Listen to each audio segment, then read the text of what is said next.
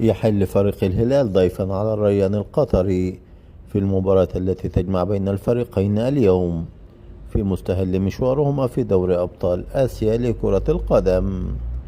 يسعى فريق الريان بقيادة النجوم التي يمتلكها الفريق سالم الدوسري والشهري ومالكوم بجانب نيمار دا سيلفا ومجموعة مميزة من اللاعبين إلى تحقيق الفوز على الريان والعودة بالنقاط الثلاثة في أولى مباريات الفريق، فيما يسعى الريان القطري إلى استغلال عامل الأرض والجمهور والفوز على الهلال السعودي في مباراة الليلة. تقام مباراة الريان والهلال في تمام 6 مساء بتوقيت القاهرة، 7 بتوقيت المملكة العربية السعودية.